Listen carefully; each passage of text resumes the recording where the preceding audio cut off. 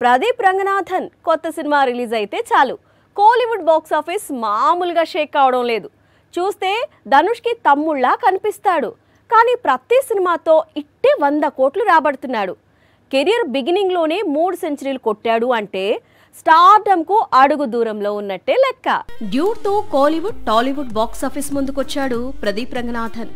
Cut చేస్తే ఇప్పుడు ఈ చిత్రం 100 కోట్ల వసూళ్ల వైపు పరుగులు తీస్తోంది. దీంతో ముందు లవ్ టుడే, రీసెంట్ గా డ్రాగన్, ఇప్పుడు డ్యూడ్ తో ప్రదీప్ రంగనాథన్ వరుసగా 3 సార్లు 100 కోట్లు చూసిన హీరోగా మారాడు. డ్యూడ్ సినిమా రిలీజ్ అయి తొలి 4 రోజుల్లో ఈ చిత్రం వసూళ్లు 80 కోట్లు రాబట్టింది.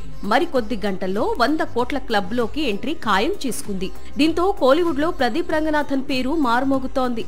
ఒక్క తమిళనాడు నుంచే ఈ చిత్రానికి 30 కోట్లకు పైగా వసూళ్లొచ్చాయి. ఇందులో తెలుగు రాష్ట్రాల వాటా 10 కోట్ల పైనే ఉంది. డిసెంబర్లో ప్రదీప్ రంగనాథన్ నటిస్తోన్న మరో మూవీ రిలీజ్ కు ఉంది. అదే లవ్ ఇన్సూరెన్స్ కంపెనీ అనే చిత్రం.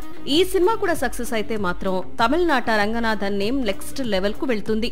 దెబ్బకు స్టార్డమ్ అందుకున్న ఆశ్చర్యం లేదు అంటున్నారు అక్కడి ట్రేడ్ పండితులు. పేదవాడి పక్షాన నిలబడతాం, ప్రజా గొంతుకై నినదిస్తాం. వాయిస్ ఆఫ్ వాయిస్లెస్, తెలుగువారి మనస్సాక్షి సాక్షి టీవీ. సాక్షి టీవీ ప్రసారాల కోసం మీ స్థానిక కేబుల్ ఆపరేటర్ను వెంటనే సంప్రదించండి.